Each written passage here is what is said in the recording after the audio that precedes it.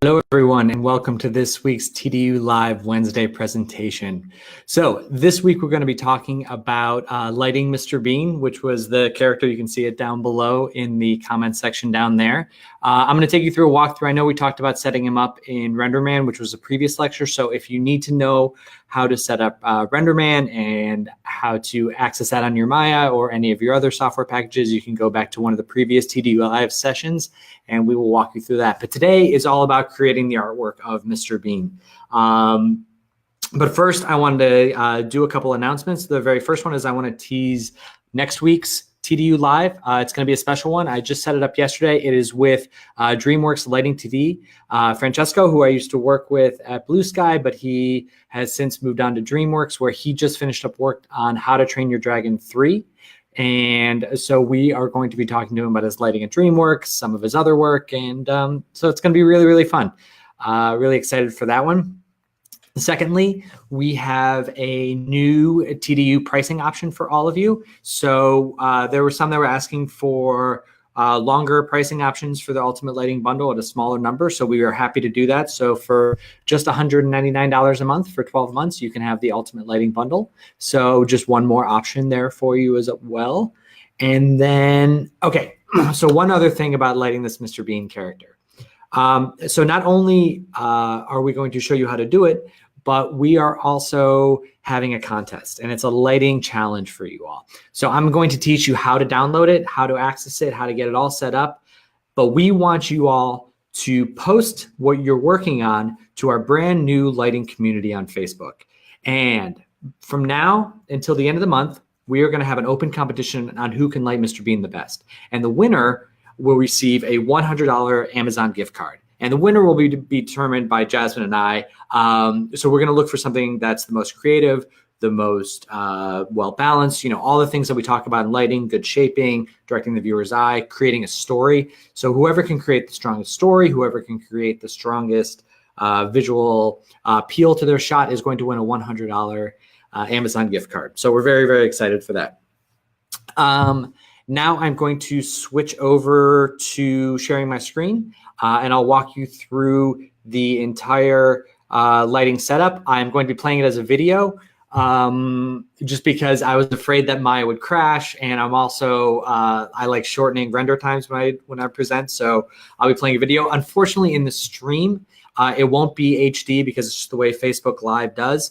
But if you're in the TDU lighting course, I'll post it to the character lighting page, and then we can you all can have access to the HD version as well. So if you have any questions, let me know. I am going to hop away from the screen where I can see the questions, but let me know. Just go ahead and post them, and I'll come back to the screen at the end and answer any questions along the way. I'm just going to be diving right into it and going through it. So post your questions. I'll get back to them, I promise. But I'm going to switch over here real quick to my screen. And when I do, if someone could just let me know that they can still hear my audio, because I had some problems with that in the past. So can you all still hear my audio? Just want to double check that. Anyone? Live comment? Audio. 3, 2, 1. Just give me a thumbs up, a reaction, anything. Still hear me? Okay. I'm going to go with that you can still hear me because I don't see anyone being mad about that yet. So we're going to jump forward now and we're going to start talking about the lighting of the Mr. Thank you, Mahir. Great. Now we're going to talk about lighting Mr. Bean. Here we go. So this is our final product of lighting the Mr. Bean character.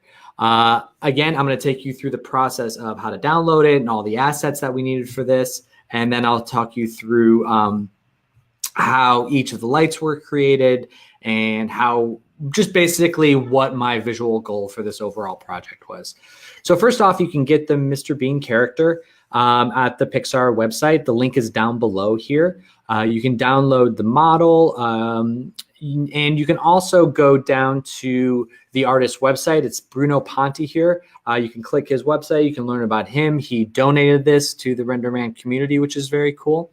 So you can learn about that. And again, the thing that I really like about this model is it comes in very cleanly. All the shaders are already all set up for Renderman. And all you got to do is just click the download link there at the top. The second thing that we'll need for this, that I use for this demo, is an HDRI map from one of my favorite websites, HDRI Haven. It's completely free to use. completely good to go. You have hundreds of different HDRI maps from a bunch of different settings. I chose to use this graffiti shelter just because it was very, very cool. Like, I just think it's got some dynamic qualities to it. It's got some bright spots to it. And as you can see, you can download many different qualities, and it's already been downloaded over 12,000 times, so it's good to go. So once you have the model downloaded, you're going to enter it into Maya here, and this is what you're going to see out of the box. You're going to see the character.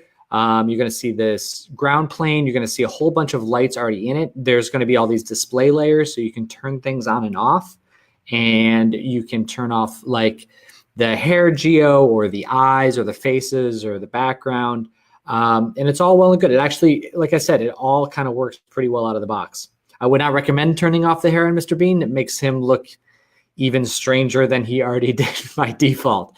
But for our purposes, we are going to want to delete all the lights that already exist in there because we want to do our own lighting. And we want to just kind of start with just the model. So go ahead and select the lights there and just wipe them out. And now we can start going from here. And this is exactly what we want. So when we open the IT renderer in Renderman, it's just going to be a complete black screen. So what we want to do is the very first thing that I want to do is I want to create a key light for this setup. So I'm sorry, we're going to create the dome light for the setup. So what we're going to do is we're going to create the PXR dome light. That's going to create a sphere all around the character. And by default, it's just going to be white. But what we want to do is we want to map that HDR image onto it as well. Now, by default, the HDR image that you downloaded was .hdr. But the very first time that you add it to Renderman, it'll go ahead and create a .tex file, which will then be used in future ones. It'll automatically do that in the background because Renderman uses TEX files or TX files instead of TIFFs or HDRIs or anything else. Okay, so now you can see this is applied to the background, and it's already driving a lot of the lighting. Like, you can see that the HDRI map has values. The whole point of the HDRI map is its values above 0 to 1. And so you can use those values as secondary light rays that are bouncing back into the scene because Renderman is a path tracing renderer, so there's just light bouncing around. So it's actually reading those bright values from the HDR image and projecting light back into the scene. Now, some people use it as their main light source. I kind of want to use it as just like a fill or like a skylight. So I'm going to tone down the exposure on it and also turn off the primary visibility because I don't want it displaying in my actual renderer. I just want it affecting the lighting source there. So again, you can see that we've got it mapped in there. We've got it all set up. And now what we're going to do is we're going to want to start creating lights like our key light. So we can see we've got that big door to the right. So what I'm going to do is create a rectangular light to mimic the light coming in that door. So by default, it starts off at the origin. By the scale of this image, it's very large. I'm sorry, it's very small, so you're going to have to make it bigger. And you can see right away that the Renderman light is going to go ahead and work because when you start making it larger, it's going to function like an actual light does, which is the larger the size of the light, the brighter it'll be, and also the softer the shadows. What I've done here is I went ahead and started looking through the light, and this will help me kind of place it because, again, we want the light coming in from that screen right side where the door was in the original plate, and we're going to want the light scraping across his face that way. So you can see where, like I use that to kind of roughly put it in a position. Now we're going to want to make it a little bit more door-like, a little narrower and a little wider. Just so it kind of picks that stuff up. Now we can start adjusting the exposure on a little bit. We can make it a little bit brighter. The one nice thing about Renderman versus Arnold is that Renderman will automatically by default have some exposure to it.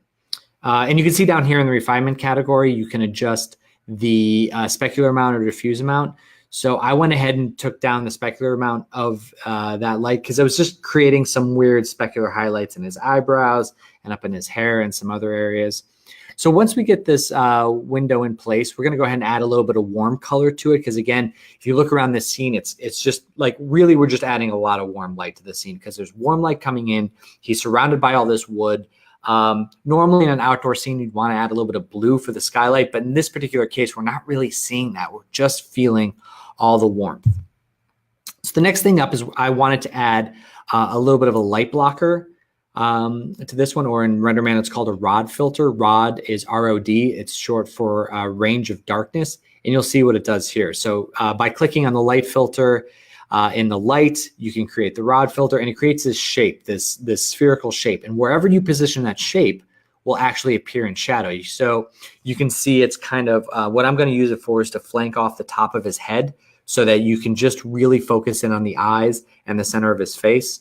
So I'm going to go ahead and just adjust that position and that scale, and you can adjust the edge softness just to kind of cut him off right here at his head so that it really can, again, zero in on his face. So you can see that there. And this is a really quick way of creating a shadow that doesn't require the light to be positioned in a certain way. It doesn't require like hand painting a gobo map. It's a really, really convenient way. And like I said, you can kind of just see how I flagged off the ear and the top of the head a little bit just to focus that, that light in a little bit closer in on his eye. So next up, we're going to start to deal with this fill area. So the screen left side of his face, because we're getting the screen right side coming in, but we just want to create some fill light bouncing in there. And we're going to do it two different ways. The first way is we're going to add a plane or some geometry and actually physically bounce light back up into that space, because again, path tracing software of Renderman is actually going to bounce light around in a pretty realistic way. So we're going to add a brighter, I used the background shader that was already in the scene. And what we can do is you can see as we're angling this, if you look in the preview window in the bottom left there, you can see the lighting on him changing slightly. And you can start to feel the light bouncing up off of him, similarly to how it would coming up off the ground or off the ground surface. Obviously, we don't want that plane existing in the scene, so I went ahead and shut off the primary visibility so that we can only feel the secondary effects. Similar to the background dome, we're not actually seeing it in the shot, but it's still going to influence it. It's still, we just don't want it to like cast shadow or receive shadow or have any sort of primary visibility. We just want it for its secondary light contribution. And once you get into place, you can kind of angle it the way that you want. You can scale it. You can even change the color of it. You can do all kinds of things to this bounce card to really refine the look of it and get it exactly where you want. The problem with the bounce card is it doesn't really do too much of specular contribution. Again, it's pretty much just a diffuse one. So if we want to add specular contributions to the bounce area, to the fill area, we're going to have to create a light. So what I've done is I've created another rectangular light, which is the common light source for Renderman. And we're going ahead and rename it fill light so it doesn't get mixed up with our key light. And again, we just want to increase the exposure. And then we want to, position the light, make it bigger, scale it up, really just get the light in the position that we want it to. Because again, we wanted to just fill in that screen left side of his face, give it that warm color. Because again, as much as I want to add cooler light to this, there really isn't much of a place to do it, just because it's all warmth and it's like all warmth surrounding him. So again, I went ahead and turned down the diffuse amount. So we're just getting some specular contributions. I went ahead and left the diffuse in there a little bit just so you can get a tiny bit of variation, but really we want the variation to come in with the specularity in that area as well. So it's a combination of, again, affecting the diffuse amount, the exposure, and the specular amount in order to just get just that slight little bit of shaping in his face there. Next up, I want to create some separation in the comp between this character and the background to kind of get him to pop forward a little bit. And we don't want it to be like too obvious. We want it to be very natural. So what we're going to do is we're going to add some rim lights. And because the light source, as you can see here, just in the GUI is, again, we've got that door off to the screen right side, but we also have some light kind of coming in from behind him. So what we're going to want to do is we're going to create a couple more rectangular lights that are going to act as our two rim lights. We're going to do one off the screen left side, and we're going to do one off the screen right side. And again, the purpose of this light is to help separate him from the background. And also it ties in a little bit in the background play, as you'll see once we enter the compositing phase, but it's a pretty straightforward one there. So again, same setup, position it, when I'm positioning rim lights, I don't know why I do this, but I will just jack up the intensity so that I can really, really see it, because all I'm looking for is just the position of it. I know that as I go through all these lights, I'm going to have to dial it in a little bit more. And in this particular case too, with the rim light, I kind of wanted it to focus up on his head, maybe a little bit on his shoulder, but I didn't want it to go too crazy. So I used the emission focus control of the area light to actually make it more like a spotlight. So it brings in the edges and really focuses it in on that screen left side. So again, we want to give it a little warm color. We want to adjust the exposure. We want to just like really get it in, because the one thing we don't want to do with that light is confuse it with the key light or any of the fill lights. We want it to be like a subtle variation in there. It doesn't, the thing with rim lights is that it's not always based on a source. So we want it to feel like a secondary light source. We want it to feel like it's not the primary thing. So now in this setup, I've gone ahead and duplicated the light, made it my screen right side rim light, and we're just going to go ahead and position that in the way that's just picking up the light again, because we really want to create an overall rim. If we want to increase the exposure on the right side versus the left side, just to give a little bit of variation between the rims, we could do that too. But that's pretty much how that's created. The last thing that we want to do in the render is, if you can see the very front part of his head, the front part of his hair is looking a little dull, a little flat. So I'm going to go ahead and add another plane into this to create a little bit more specular highlight, specular pickup on the top of his head there. I added a PXR constant shader to it, and I actually jacked up those values up to 5. You can also do it as you can do like a mesh light, where you can actually turn a piece of geometry into a light. But for reflections, I tend to just do it as a material value that's reflecting. If it was like a light source that was actually creating diffuse light, I would definitely do it as a mesh light. So now we're just going to reshape this plane and kind of bend it, twist it, scale it, shape it, just so it's picking up just on the front of the hair. And as you can see, again, we are going to turn off the primary visibility and also the ability to cast shadows and all that stuff, so it doesn't actually appear in the render. It's just picking up some highlights on the front of Mr. Bean's hair there. So this is our main setup of the original render. So now we've got the rim lights, we've got the hair reflection, we've got the character pretty much looking the way that we want. I want to talk for a quick second about our final render settings. So you open the render settings the same way that you'd open any other Maya render settings, just the render settings window. You want to create the current frame, because again, this is a still frame, not animated. You want to set your aspect ratio.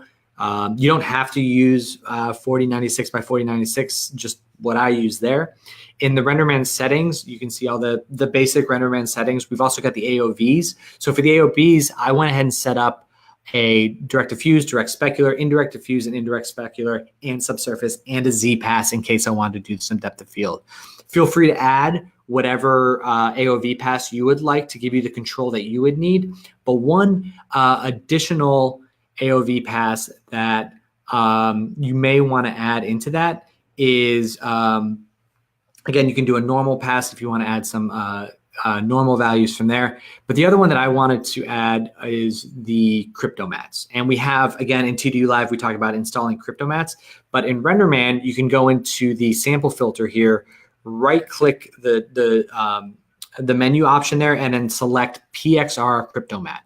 And you can select how the crypto mat is being pulled. You can either be based on the path, on the name, on the attribute. What I did was I created this one that's based on the path, appended the name of it because it actually goes off as an additional render pass as path.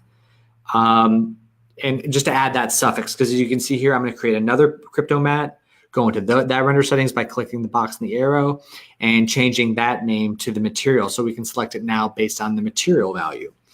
Just giving us a couple options. You can add a couple more. You can only use one crypto mat if you'd like. I just find the crypto mats to be very, very beneficial. Next up, I'm going to talk about the eyes a little bit. So we are going to create a special render pass just for the eyes.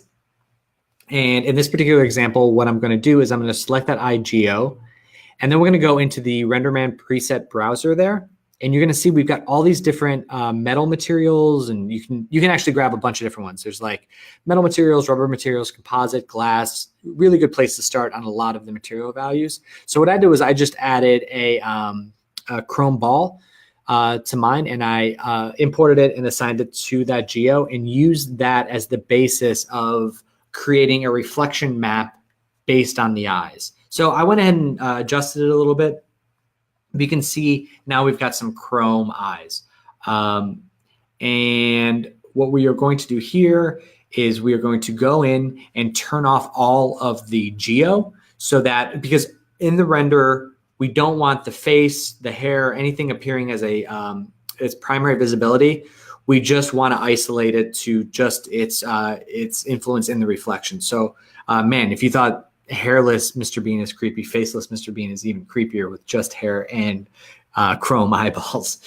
So go ahead and turning off all of the hair curves and everything else, just again in their primary visibility. But we are going to leave the face visible in the reflections. For the hair, I went ahead and turned that off entirely to save on render time. But the face you definitely want appearing in the reflections, so that so they can get that, and we can use that to comp in.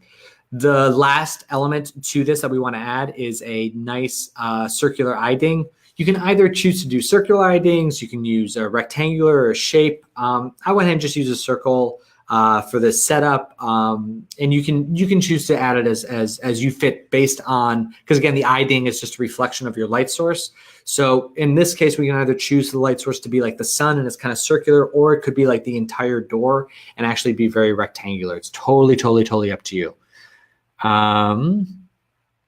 So now we, again, very similarly to how we did the hair spec, we apply a PXR constant shader to it, give it a higher value. And then we're going to want to go ahead and position that in a place that's going to give us a visually pleasing Iding. So we talk a lot about how the Idings should fall on the cusp between the iris and the sclera, or the sclera and the pupil, however you want it to look. But you can position, transform, scale, rotate that object in the 3D scene so it kind of falls perfectly on the eye.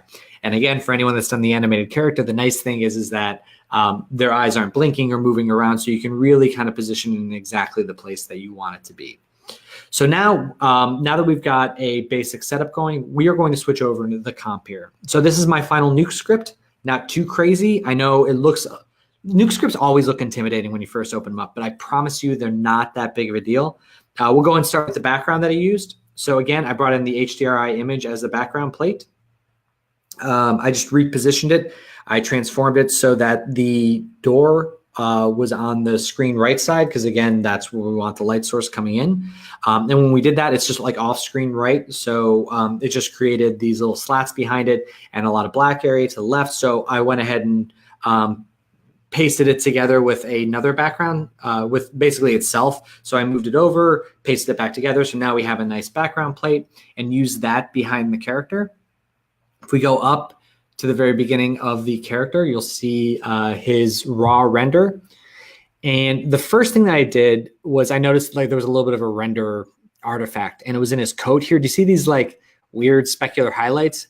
Not crazy about those. If I want, I could go back in and redo the material values and really kind of clean up, because you can see here, you can see the direct specular. This is where the problem is. I could change that in the render if I want to, but because I rendered this pretty large, it took a long time. And I've got these cool AOVs. So I've got the indirect diffuse and the direct diffuse, where the jacket is looking nice and clean and pretty and everything that we want without any of the problems. So what I did was I just shuffled out the direct diffuse, indirect diffuse, added them back together because it's a plus operation, used the crypto mat to hold it with inside the original jacket, and then I just kind of pasted it back over the top again. So you can see the before and after here of the jacket. And I added this grade node in between just to brighten it up a little bit for a little bit of a better appeal. Then going down here, you can see, I'm just going to take you kind of through step by step. This was just a minor color shift there, made it a little brighter. And now we're going to start getting into the eye work. So again, this is the crypto matte that renders out. It's just a blackness, but when we add the crypto matte node and nuke, you can start to see that we can isolate certain areas. So isolate the eye and then drew a roto around the eye. And I just made that eye a little bit darker. But you can use a combination of the reflection maps, the crypto mattes, the AOVs to really, really get a good control of this in your comp. Now you can see I added some more of the eye reflections in there. So I'm just going to go ahead and zoom in here so you can start to see the base render, some eye reflections, a little bit of ding there. Again, I decided at the end of the day to use a little bit of the rectangular window. I thought that ended up looking better. And the next thing that we really want to do is add a little bit of light wrap, because you can see it's like a 1-to-1 pixel edge on the character there. So, and it actually works better over the bright areas. So you can see just a little bit of light wrap, especially on this screen right side. Watch around his ear here before we turn it off and on. So we just really want to bleed those edges so the character really feels like it's part of the background. And again, when we're doing these headshots, I generally like to blur the background out so it's not too distracting, so the focus is really on the character. And then we talk about this a lot, so it's just adding a little bit of light glow to it, blurring out the original background, screening it back over top of itself. So it's just like adding a little bit of glow. I went ahead and adjusted the dark values here. Just did some color grading, some additional glow work. I added some vignetting around the outside. And then the final step was I just shuffled it out as a white alpha channel. So it was a nice clean alpha out the back end. So now you can see, again, when I first looked at the original Mr. Bean character, I thought they looked pretty cool online, and I still do. I just like what we've done more. I think it's warmer. I think it's, I'm proud that it's, matching his hero color a little bit more. The original one, it was kind of like dirty around the face there, but yeah, and I'm really happy with the outcome. That being said, I know for sure that you all can do better than I can. So that's where the challenge comes in. Let me hop back over here. I am going to stop sharing my screen here for a second, just talk to you all for a second. And now, all right. And so now I just want to talk to you all again real quick about the Facebook group, which is down below. It's the lighting community. So again, download Mr. Bean character, set up your Renderman, render it out, and the very best one that posts to the lighting challenges page, to the lighting community page, will receive a $100 Amazon gift card. So do any of you have any questions at all? Is there anything that I can answer for you or anything before I go?